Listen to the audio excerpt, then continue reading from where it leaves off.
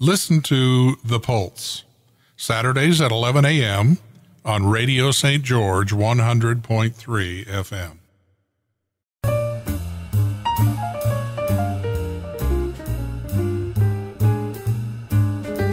This is KDXI St. George, Radio St. George at 100.3 FM. And we now present to you On the Arts, an hour of discussion and discovery about the arts in St. George and Southern Utah.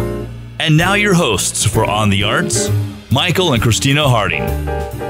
Good afternoon, St. George. Hello. This is Michael Harding. And this is Christina Harding. And we're here with On the Arts, the show that is dedicated to blowing the lid off of all of these little artistic secrets that we have here in Southern Utah. Boom. So many things going on, not only just here in St. George, but also up in Cedar City. We've had a few guests from there. Yes. And also, we can even go south of the St. George border, a little bit southwest, down to Las Vegas. We've got some things going on as well. Oh, what's going on in Las Vegas? Well, you're just going to have to keep tuning in to find that out. Oh, I'm pretty excited. We do have the possibility of some guests coming from Las Vegas as well, talking about perhaps some of the shows at the Excalibur.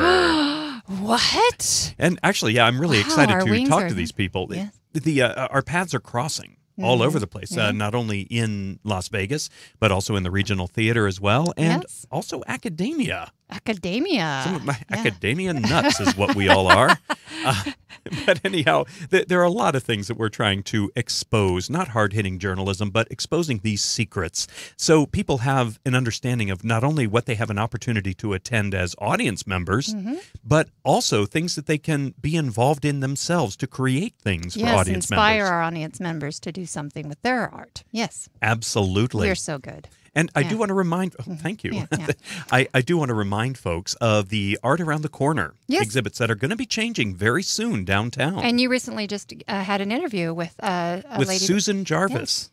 And she is the executive director of the Art Around the Corner initiative.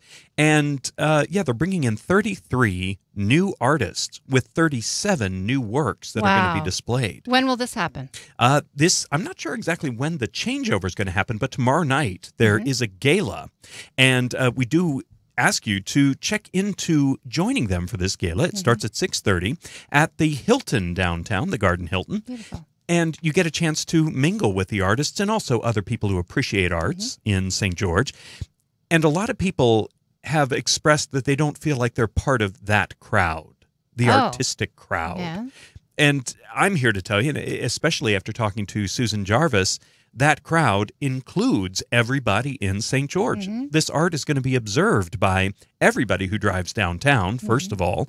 So they want your opinions. They want your reactions. They want you to be a part of not only choosing the pieces, and there will be events throughout the year for that, but also in observing the pieces, because these really do start to define where you live. Yes. Did she mention anything about what's going to happen to that beautiful arachnid?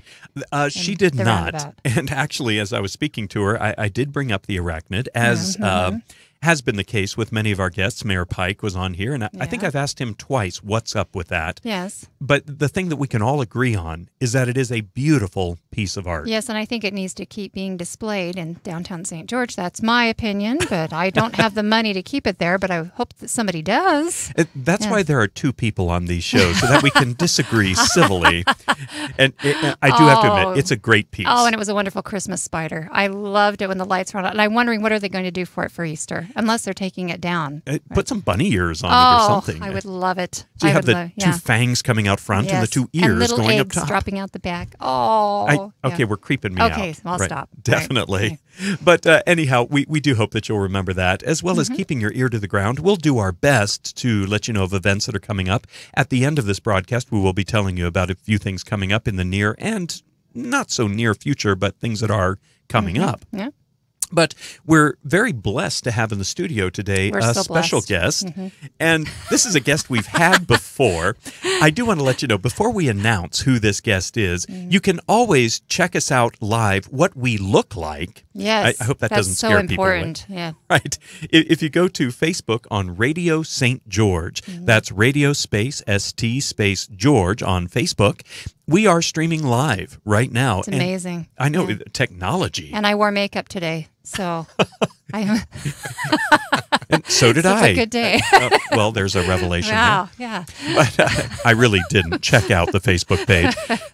But you can check us out. The show will also be archived there, so you'll be able to check it out anytime you'd like. Forever and ever. Mm-hmm. And also, we are streaming live on YouTube. Mm-hmm. If you type in On the Arts with Michael and Christina Harding, you will find most, if not all, of our shows over the past 3 seasons. Yes. So many guests. Over 60 guests we've talked to. And I have to say, it's been a pleasure getting to know 59 of them.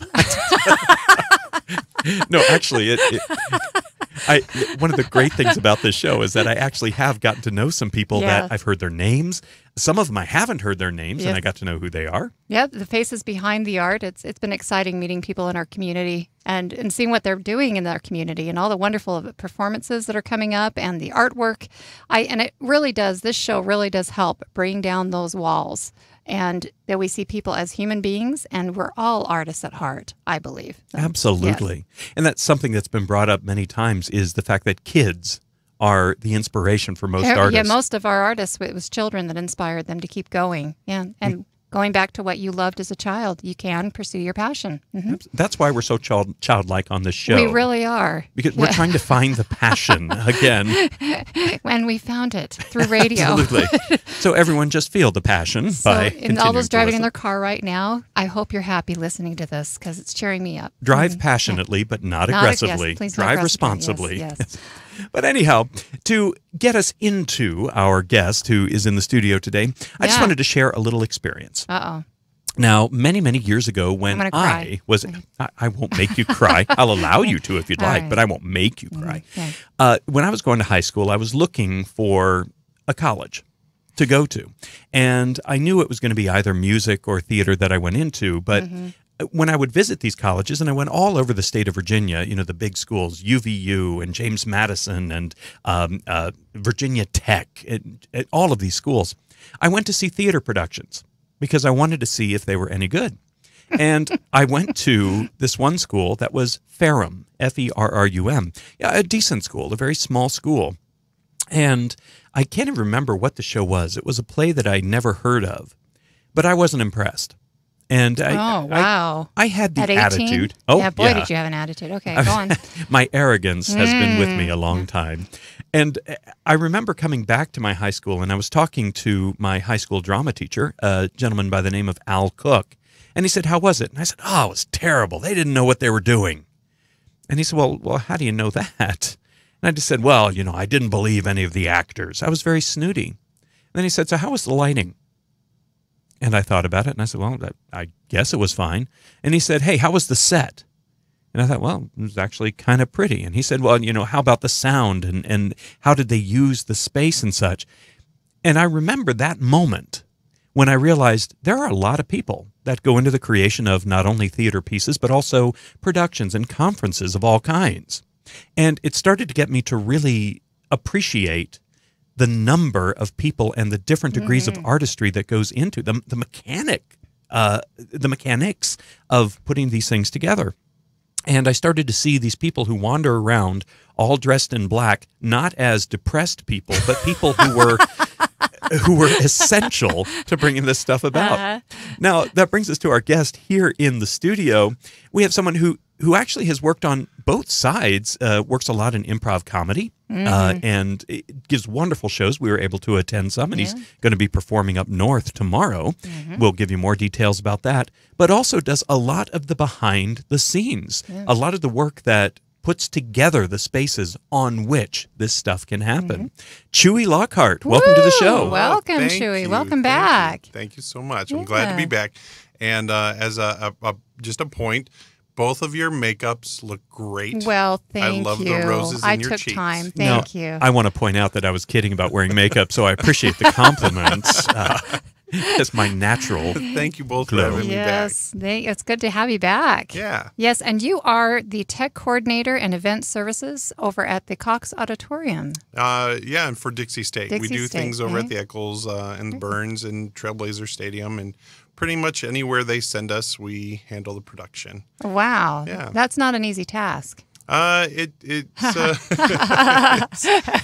can be cumbersome at times, and other times it could be fairly easy. So it depends on the events. Yeah. In fact, my crew's doing the multicultural celebration currently right now at the Eccles and getting prepared for that. They'll be doing that tonight. So, yeah, we're kind of wherever we need to be is where we'll be to put on shows. What does your crew do tonight? Now, you mentioned it was tonight. What is this multicultural celebration? The multicultural celebration is through the MIC group here at Dixie State University, and they're having a celebration. It's a variety show, if you will. Different performers that'll come out and showcase their talents. And we handle the sound and the lights, and we pull the curtains open and all the good stuff. Yeah. We are those non-depressed people wearing so they're black, in black. making the show go. We're the man behind the curtain, if you will. Oh yes, the Oz. Yes. Yeah. That's great. And what time is that event tonight? Oh, wow. Hey, you're running it. What time do you have to be to work, Chewy? They're already working. Oh, okay. So you're taking a break. Yeah. I believe that the doors are at 6 and they kick off at 6:30. Don't hold me to that. I won't hold you to it that. is this evening, so I'm sure if they were to do a quick little Google search, they'd find out for sure. Right. But I believe it's a 6 and a 6:30 start time. Oh, great. Wow, I didn't even know that was going on tonight. So thank you. Yeah, That's a little added bonus there. But it's like the phraseology that we use into what you do makes it sound, frankly, a lot simpler than what it is when you say, yeah, we put the production together. We're in charge of the lights. We're in charge of opening the curtains. There's something that I love about what you guys do is how fast and efficient you are in doing it.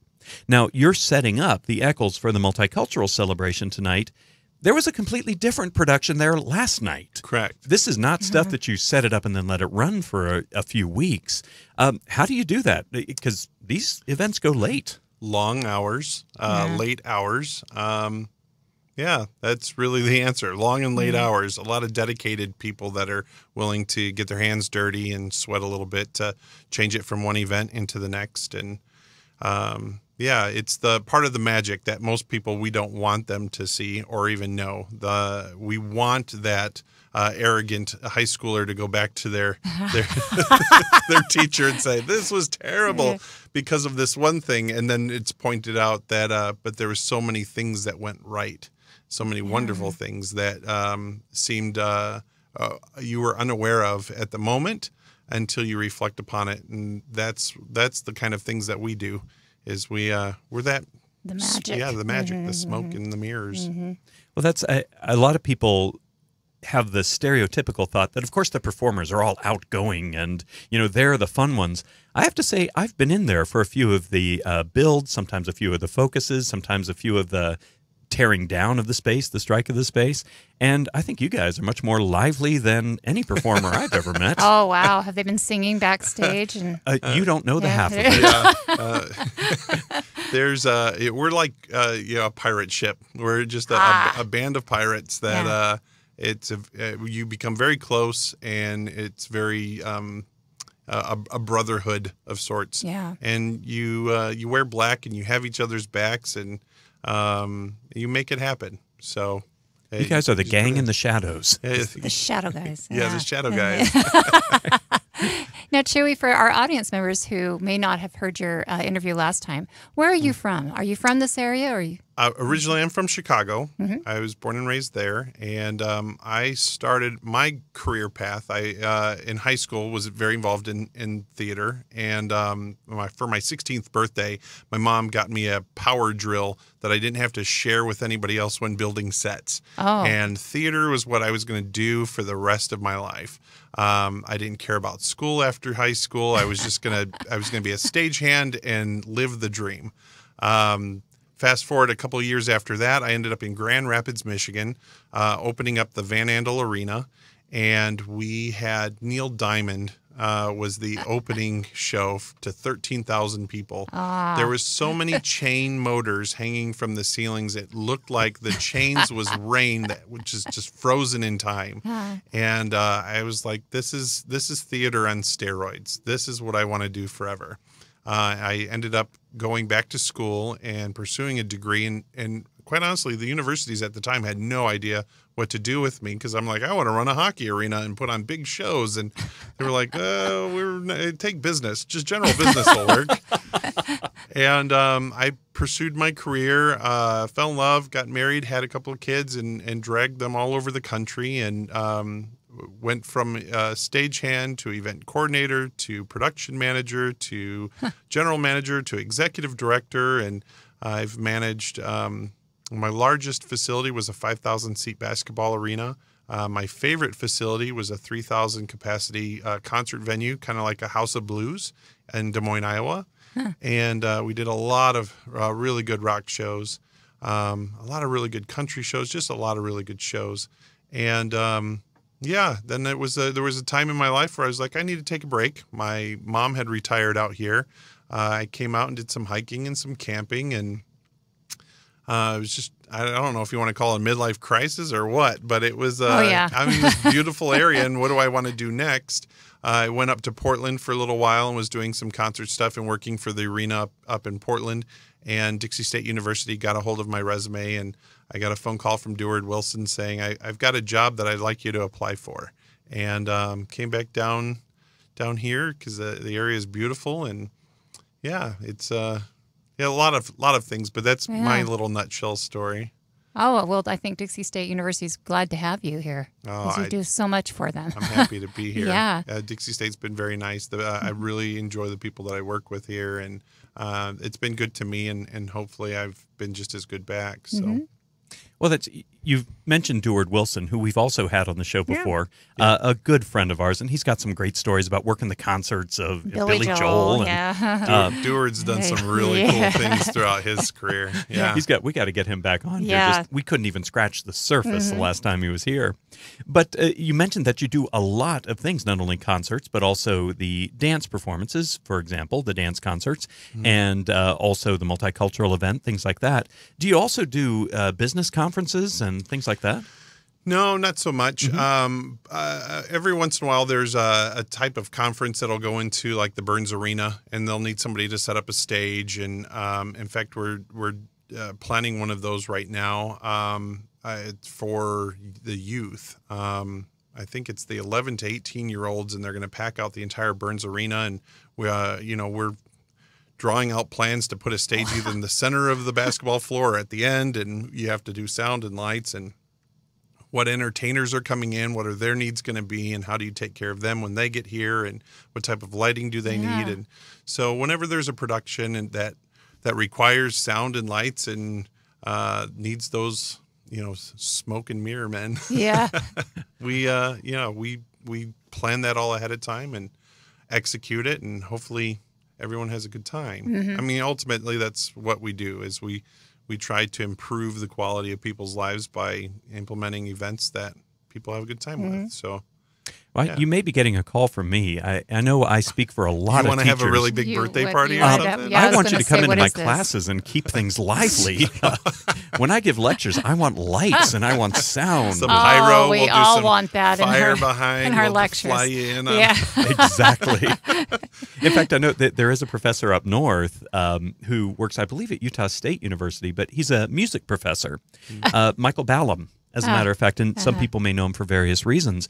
But when he teaches his history of classical music, it's him at a grand piano on the stage, and he actually has a tech crew set up for this class. And when they come in, I think it's great. Oh, yeah. And the class comes in, and he gives a concert, and he talks you through for the whole semester. Already I'm going over my repertoire. If only of the monologues. business classes could be like this. Absolutely. We have a fixed income ratio spreadsheet Boom, here. jazz hands. To teach this class, here's my writer, nothing but green M&Ms. And green M&Ms, I'll take those. I'll take anything in my classroom. M&Ms. So now, Chewy, do you also? I imagine would you have interns that you work with that are students here at Dixie State? Interns is it's not really. It's trickier for us in our department because we're so event driven. We don't know how many events, how many hours we're going to have from week to week to week. And a lot of the interns and student workers that the school uses for like work study and so on and so forth have to have dedicated hours. Yes. And we may go 2 weeks with nothing, and we may have 12 events in 1 week. So I do have some students that work for me as stagehands, but they're not work study or interns. We try to recruit as many stage tech savvy students as we can, and they come into it knowing that it's a feast or famine as events go. So, yeah. I have to give you a compliment, and your like crew as those. well. Well, Chewy, your makeup looks great too. Thank you. I put it on just for Did you. we just go there? We You did. know Okay. we have some listeners who are checking out Facebook just to see. But I was a director of a project that just happened here at the school, The Wake of Jamie Foster. Yep. And that's a play that I was really nervous to share the entire building with because it's a very intimate play. It's a very tense play. Yeah. There's a lot of intensity. Melodramatic. Very I much had the so. pleasure of going to see it. Yeah. Your students were fantastic. Yes. I loved them. They were great, and your set was great for such a small space. It was very well done. The play itself is very melodramatic, and as an improviser and a comedy person, I was like, man, they really need some more comic relief in here because this is pretty intense.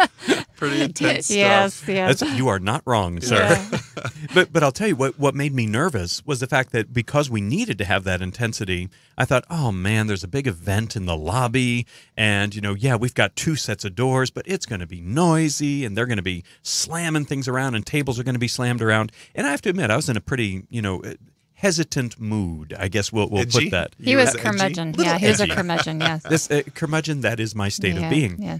And I was sitting in there watching the first act, and I was thinking, oh man, at intermission they're going to start moving things, and it's going to be a pain. And I sat up there not wanting to go down into the main space. And I came out, and you guys were almost done. And I thought, holy cow, this took some serious organization. And also, this is the compliment I have, a lot of respect for everything that was going on in the building. And I thought, how wonderful is it to have people that it would be easy to say, oh, we just do grunt work and such, which is not the case when it comes into what you do. But to have people that respected the art and respected the events in everything that they did. I think a lot of people get tricked into thinking it's all about the star. It's it's the person behind the microphone with the pyro behind them, and it's all about them. And the reality is that it's all about you, the audience member, and your experience. You're the one that's paid to be there. You're the one that's trying to escape real life for a few hours. And for those of us that work in theater or in production, we recognize that it's not about who's on stage. It's the experience of the person sitting in the seat. So we make the lights as good as we can. We make the sound, the person performing sound as best as we can because we want the best experience possible for the person sitting in the seat. And if there is another show going on, that respect isn't lost. There are other people that are enjoying something. So, yeah, you will walk really quiet with very heavy things backstage so that you do not steal that magic from the person who's sitting in the seat. So it's it's part of what we do, right? Right. And I think that comes down to the leadership as well, and that's the compliment I'm flinging at you. Well, And he was hit hard. Absolutely. It is a smattering of compliments happening in here. I'm going to come here every week. Yeah, it's a party. You two are so good for my ego. This is great. Well, hey, the buffet runs out, my friend. Not at all. But Chewy, we know that you do a lot of the backstage stuff, but you also do some performing in front of people, which is a lot of fun. And we are almost to a break, so we're just going to give some teasers to the audience now. But what kind of performance do you do? Improvisational comedy. Improvisational. Yeah. So you don't get scripted at all. You just go out there and be I funny? prefer to make it up so I don't have to memorize anything. Well, that's one of the exercises I like doing with one of my acting classes is they have to do a scene in gibberish, and that's before they learn the lines. And one of my favorite instances that happened was a fellow named Jake Thomas. He's actually the teacher of theater at Vista now, Vista School for the Performing Arts. And he was doing gibberish. And I kid you not, in the middle of the scene, his face went blank and he looked at me and said, "Line?" I just thought, I can't help you here, my friend. But Jake, if you're listening, I want you to know that is one of the most entertaining memories I have of teaching acting. That's great. And as we move into the break here, I do have to offer a sincere apology. It completely slipped my mind that my beloved Seattle Mariners were playing the Chicago White Sox today. They're playing my White Sox today. And Chewy, you've got the shirt on, you've got the jersey for the White Sox, and I did not, for the first time, wear my Seattle Mariners cap. Just like my makeup, I wore this just for you. Wow. Well, Chewy, thank you so much, and thank you all of you listeners for joining us. We're going to go take a break for news and weather. We'll be back. We'll be right back.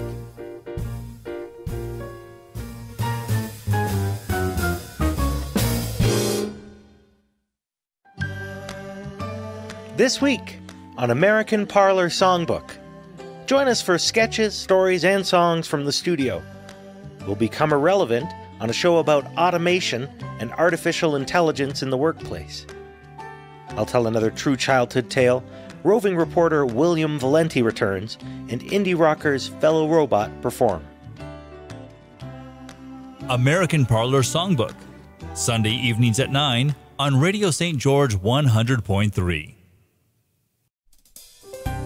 And now this health tip from Stapley Pharmacy. Most people don't understand the importance of hydration in the human body. You are probably wondering why a pharmacist cares about your hydration levels, but one of the things we see at Stapley Pharmacy is the chronic dehydration and side effects of toxic buildup in the human system. All cells need to be hydrated to discharge the toxins from poor nutrition, medication, or unprescribed drugs and even alcohol. To figure out how much water you need to stay hydrated, take your weight and divide it in half. Turn that number into ounces. This means a 150-pound woman would need 75 ounces of water daily, and a 200-pound man would need 100 ounces per day. It is that simple. That's how much water you need to retain more information, recall faster, sleep better, and overall just be healthier. Remember, your pharmacist is your most accessible medical professional. Stapley Pharmacy has your prescription for success.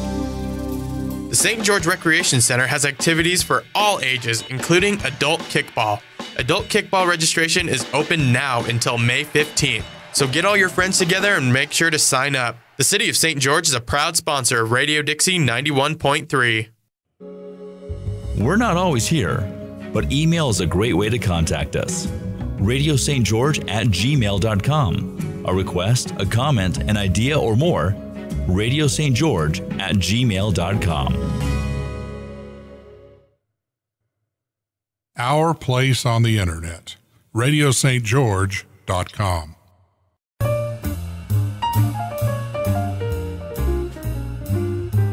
Welcome back to Radio St. George 100.3 with On the Arts.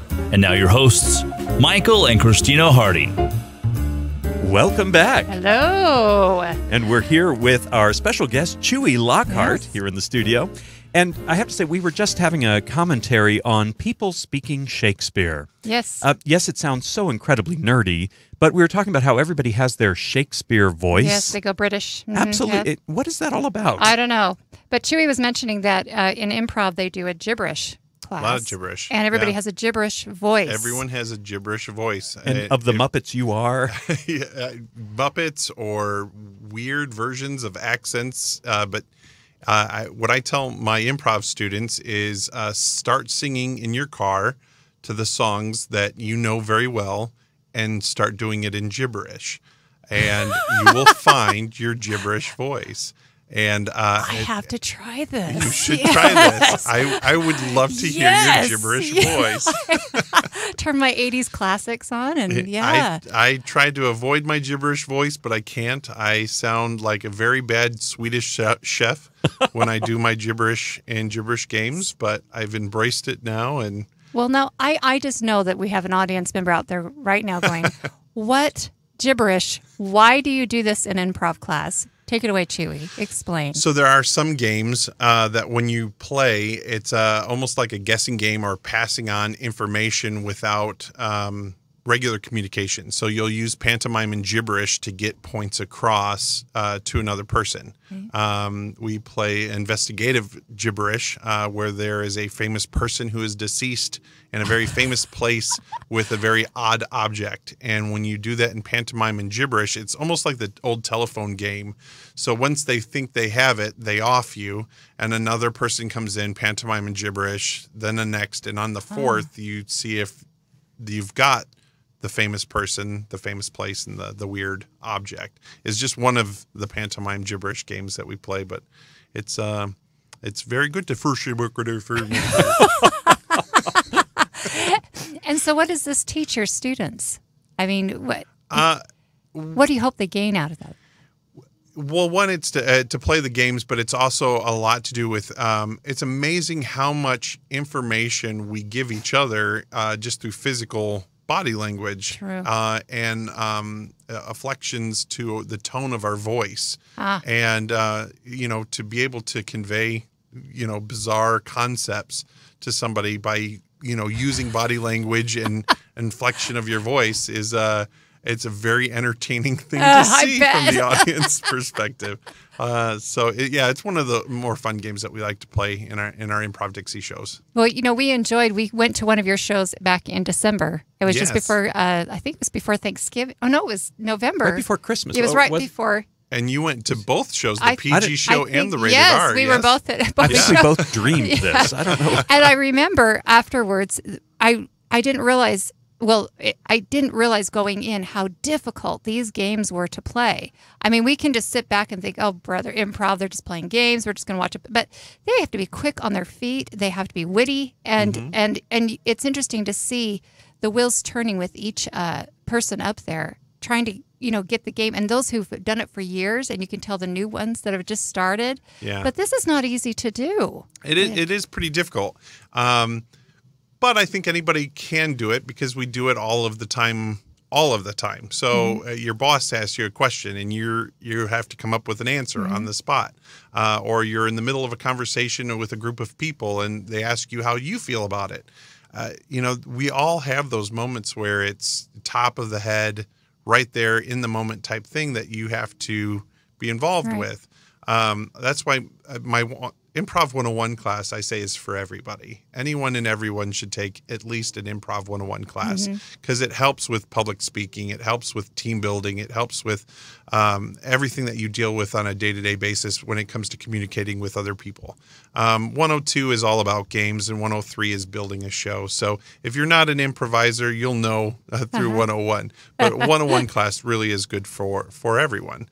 Thankfully, the majority of my 101 classes have gone on to 102, and I'm just getting ready to graduate my 103 class. Wow. I'm very excited. I know they're excited. They'll be having their show April 12th for their family and friends, and then we'll have them open up for Improv Dixie on Saturday, April 13th. Oh, great. So they're our special guests to open up for our show. So it's kind of cool to see these group of people that were like, I just saw it and I thought I'd take it and then fall in love with it. And now, they are the witty ones and they're offering their creative suggestions and using that to play off of each other. It's pretty neat. I know it works for anything, any career that you're in, because it does teach you to think on your feet and think fast and be confident in yourself and what you're saying. Exactly. Yeah. Well, and I have a lot of actors that are involved with the community theaters throughout St. George. And I have a few actors that have told me if the line isn't exactly the way it's supposed to be, I freeze. If someone messes up and they say something wrong, I don't know what to do. And they've seen a couple of my improvisers that are in similar shows with them go, and they just make things up right on the spot. And I'm like, well, that's all I do. I don't understand how you can memorize anything. So I just make it up because it's easier for me, I guess. And so you have a show coming up April 13th. April 13th, Saturday, April 13th. Shower of Laughter is what it says for April Showers. Oh, April Showers. April Shower of Laughter. That sweet? And we always do two shows. We do a PG show at 7 and we do a Rated R show at 9. And if they go to improvdixie.com, they can learn more or purchase tickets and all that fun jazz. And the rated R showing actually just is based on the audience, what the audience wants. Exactly. So we, for the PG show, we remind everyone the audience is the improviser on stage, whether they know it or not. We can't do what we do without their suggestions to feed off of. And when we encourage them to just yell out suggestions, that we can get those to work with. In the PG show, we remind everybody that, we're going to be respectful to the family-friendly show. Yeah, and there were children that your last PG. Yeah, and I love when the kids come out because they get so excited about it. Oh, they're good. Really, all improv is what kids do all the time. We're just playing is what we're doing. Yeah. And for the Rated R show, we just avoid that whole, hey, watch what you say, and we'll just take suggestions from the audience. So our Rated R show is not as it can at times get a little risque, for lack of a better word, but it's nothing obscene. But it's a lot of fun because we want to entertain the audience. So when the audience is there yelling out the suggestions, we'll use their suggestions to help do that. Well, I imagine that's a big part of performing improv. You got to understand when your audience is getting offended or when they want more or such. You can feel that, can't you? Oh, yeah, sometimes. And it's kind of hard when you see it's just that one person that's being offended, where everybody else is like, loosen up. We did a private party for a group of plumbers, 120 plumbers out at Sand Hollow. You really cracked that market, didn't you? Man. No. It was 120 plumbers, and then one guy showed up with his wife and his two very small children. Oh. And so it was like, okay, it's PG show, everybody. Yes. About halfway through, Dad offered the risque suggestions, so we were able to loosen up a little bit more. But yeah, we were able to win over 120 plumbers doing what I will call a PG-13 rated show. But you've talked about gibberish and doing a game with that. What are some of the other games that you play? For gibberish? For any of it, for improv. Oh, man. There's tons. There are tons and tons. If you've ever seen the show Whose Line Is It Anyway, there's a tons on that, but they tend to go to their favorites, right? Yeah. For the most part, like in my Improv 102 class, we go over the games. You have your guessing games, you have your gimmicky games, you have the step-out type games, more of the genre of type of games. Like for guessing games, we tend to play interrogation a lot, where someone, actors outside, the audience tells us a mundane thing that is illegal in this weird world that we're creating at a famous place with a famous person as their accomplice. And as they come in, we have two investigators that are basically interrogating them into admitting their guilt of this very mundane thing, giving them clues through puns and really good dad jokes as well. Oh, yeah. So for the audience to be in the know and then watch somebody else struggle to get there is a very fulfilling journey and a lot of fun. Yeah. A lot of fun. So when you ask what kind of games, there are so many. I couldn't even list, scratch that surface, but there are a lot of ways to make people laugh. And if someone wants to take your improv classes, how do they go about finding information? ImprovDixie.com. ImprovDixie.com. Yeah. And do you have any classes coming up for the summer? Well, right now, my 101 class, we did not get enough students. I have to have a minimum number of students. Okay. So at this point in time, if there's anyone that's interested in that, they should just reach out to me via that website. Okay. And once I have enough people, then we will make a go of it. Great. So, Good. yeah. Yeah, good. I tell you, some of my favorite stories from all sorts of performers, whether it be improv or actors or musicians, and especially magicians. They have a lot of stories of this. Have you ever just had a bad show and one that sticks out in your mind that almost makes you laugh? It was so bad? Not so much. No. Great. You are an amazing performer. Can't go there. For improv, it's more of there's a lack of energy. And when that energy isn't there, it's kind of a meh. But with improv, you're able to just shrug it off and move forward. Because even if it's a great show, it's never going to happen ever again. Right. It's new every single time. So it's an art form that's really nice in the sense that if you do have a quote-unquote bad show, it's very easy to just shrug that off because you have another one that's going to be happening. It's never going to happen ever again, so there's no reason to dwell on it.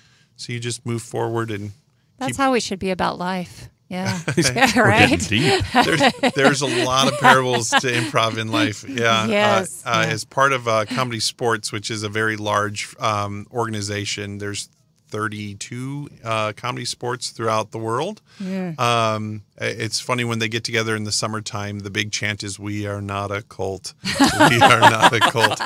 Yeah. But you know what? There's very basic tenets of improv, having each other's backs, always yes-anding. That is very good for life. Yes. And it's really hard to not be part of that cult. Yeah. Explain that yes-anding. So no denial in improv is one of the big tenets, and it partners with yes and. So being that there is no script, we are creating theater here in the moment. So if I offer something like, here is a apple, you saying that's not an apple, it's a time bomb. It denies the reality that I'm trying to help create. But when you go, oh, that's the most beautiful apple I've ever seen, you've just yes-anded the reality that I'm creating by accepting the fact that it is an apple. You've said yes to it. Now take it out of my hand to make it into a pie is anding it. And now we're building something together. I bring something, you yes and by bringing more to it. And we create theater without a script. Was that with the yes and, if you said, hey, here's an apple, and the person would not be using yes and if they said, no, that's a time bomb. What if they were to take the apple and say, oh, what a lovely apple, it appears to be ticking? Can they that's a good lead yes, it that way? That's a good yes and. Well, that was beautiful. Yeah. How come you're not in my class? Yeah. Wow, Michael. I'm scared of him. Yeah, you're accepting the reality of the fact that it is an apple, and now that you've anded it by saying that it's ticking, now our world has just grown a little bit more. Well, now who am I in this scenario? And there's a million different ways I can go. I could be the evil mastermind that's trying to stick a time bomb into an apple to blow you up. Maybe I didn't know it was Snow a time White, here you go. Yeah. Maybe I didn't know it was a time bomb, and you and I need to throw that apple as far as we can so that we can save one another. The sky's the limit, and that's the fun part, because this week it may be a time bomb ticking apple where we're against each other. Next show, we could be in cahoots. So it's the one art form that you see, and then it's gone, and it's never back again. Well, now you're performing tomorrow night. Yep, correct? at the Comedy Sports up in Provo. Comedy Sports up in Provo. Explain what Comedy Sports is. So Comedy Sports takes those games that I didn't even really get into, but nicely done. Yeah, I'm just avoiding it. I'm deflecting left and right. It takes games, a red team and a blue team. They take turns playing these games to entertain the audience. The audience determines what was funnier and gives points, and then at the very end, there's a winner and there's a loser. So it's just a competitive version of improvisation. And this is up in Provo? There's one up in Provo. The newest Comedy Sports opened up last September in Las Vegas. But there, like I said, there's over 30 worldwide. Oh, that's great. I performed in Provo, but my home theater is up in Portland, and I have a home theater in the Quad Cities in the Iowa, Illinois area.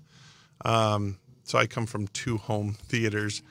My hope is Improv Dixie will evolve and eventually become the newest Comedy Sports location here in St. George. Oh, that'll be great. That's my goals. So you also have the goal of, I wanted to talk to you about the Southern Utah Comedy Theater. Yeah. So let's get into that. That sounds exciting. You heard it here first, folks. Yes, right now. So we're currently doing shows once a month, and part of my business plan is to have shows every single week.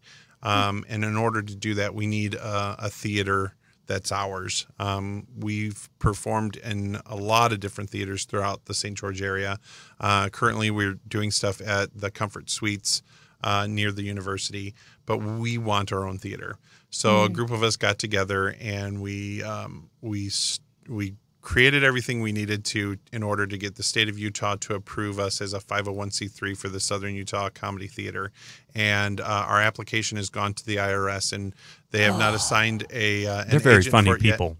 Yeah, very funny. But we have the backing of the state right now, which is great. And we're very confident within the next couple of months we'll have our tax-exempt number from the IRS, and we will be a legitimate 501c3. And then we can start soliciting sponsorships and grant monies and so on and so forth, so that we can find a location and build a comedy theater here in St. George, where we'll not only have improv once a week, but we're hoping to do some stand-up, continue with the classes, offer some sketch writing classes as well as stand-up classes, and then involve youth improvisation as well. Oh, great. So, yeah, those are our big dreams that we're chiseling away at while performing once a month. Well, I found it surprising that a lot of the high schools have improv teams now. I think every high school here, and some of the junior highs as well. Yeah, I'm very amazing surprised by how that. much that is growing now. Because I remember being in high school, and I would always improv with my friends just for fun. There was no class on it, but we just watched Saturday Night Live, and then we would copy all the skits the rest of the week. Into our own version, right? Yeah. But now it's a big thing with it these is. kids. Well, but a lot of the high schools that's in the area, it's kind of the same thing. They show up at lunchtime, they improvise without any kind of guidance. Yeah. And a good thing about Comedy Sports as an international organization is that they have the template for high school league comedy sports. So once the theater is established and all of that's good, and we become a Comedy Sports franchise, then it's to go to all of the high schools and say, we can offer coaches to your students so that they have, some adult guidance in the art form of improvisational comedy, and get them to start putting on shows and compete and all of that fun stuff. I was just at Tuacahn with Ginger Nelson a few weeks ago. Who is not here today. She's not. Yeah. Hi, Ginger. Hi, Ginger. Yeah, okay. And we had a wonderful day playing with the kids in their improv classes there. And their teacher is actually from Comedy Sports up in Provo as well. Oh, wow. And he's been driving his students all the way down to Vegas to compete in Vegas every weekend. So yeah, I told him it's time for us to start, involving the students here, and he wants to do something. So we have a community here. It's time for us to bring it together and grow it as a community. So, and we're working on that too. Yeah. I'll say it is so inspiring to see a team like on Whose Line Is It Anyway? Mm-hmm. And I know that's the big national inspiration, That's what say. Everybody knows, yeah. Yeah, that's Ryan Stiles and Wayne Brady, and who was the third? Colin, we'll say. Colin. It is Colin. It's not Colin Farrell, but it's a Colin. He's one of those Collins.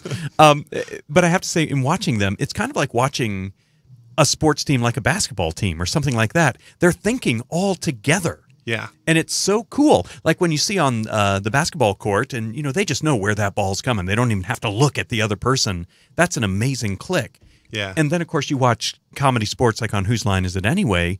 And it seems like they know where each other is going. I guess they're just listening very, very intently. I've told Improv Dixie several times, I said, we're like a garage band. The more we play together, you start to predict what everyone's going to think and do before they do it, and you can use that to play off of each other, which only increases some of those magical moments for the audience when you're up there and like, how did they get that? Well, it's because there's years of playing with each other behind the scenes that we know what each other are thinking.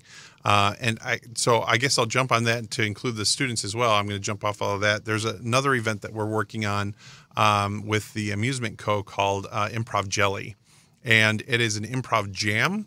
Think karaoke for improvisers, where all sorts of improvisers of all different skill sets show up, put their name on a list, and then the host calls up random people from that list onto the stage to play a game. Well, now you're improvising with someone you've never improvised with before, or someone you have, and the skill levels are just completely different, but it's a way for that community to kind of get to know each other and grow there. But it is kind of fun to play with someone you've never played with before, because if I know what you're going to do all of the time, it tends to lose some of its luster. But if I have no idea what you're going to do, you're giving me brand new things to work off of. Yeah. And that's a lot of fun. I want to bring up a serious side to improvisation. This is something okay. I'm being serious at this point. I'm glad I have my black shirt on. Well, I'll tell you, I know a lot of students particularly, but I've also had colleagues in the theater at various levels of the acting world and such who were very shy. And I've seen students here at Dixie, for example, who have taken the classes or have even performed, that they wouldn't make a noise in class, but it's so fun to see them be in an atmosphere where it's encouraged for them to express themselves and to try and work with others, not just be an individual that stands out, but an individual that's working with others. And I've seen some real confidence grow in these kids. For sure.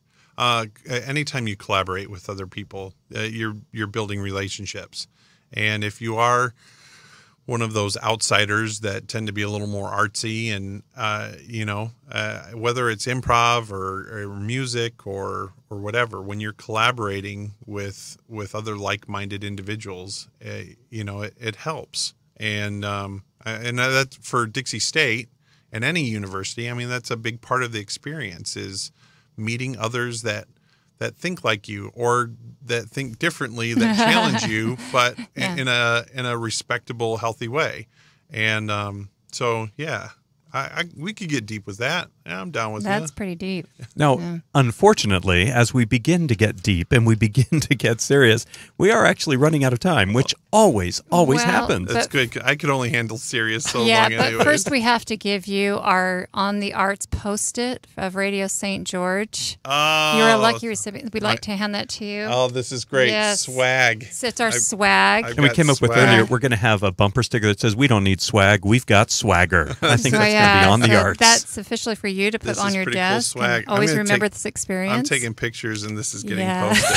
So social media, be warned. I'm happy to say one of our guests previously, the first guest to receive one of our swag Post-it notes was Dr. Bryant Smith. Yes.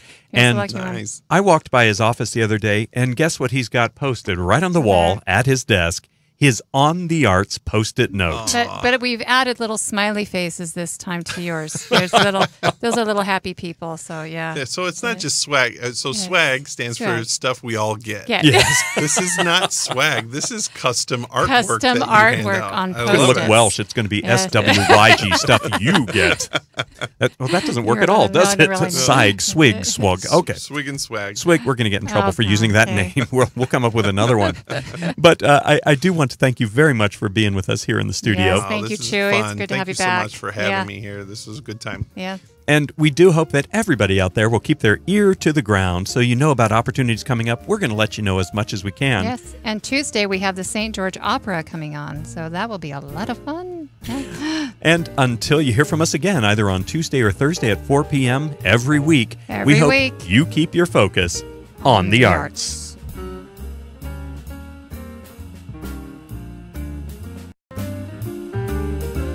You've been listening to On the Arts with Michael and Christina Harding.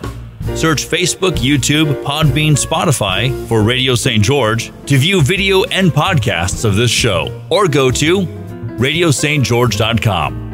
Join us Tuesdays and Thursdays at 4 for On the Arts on Radio St. George 100.3.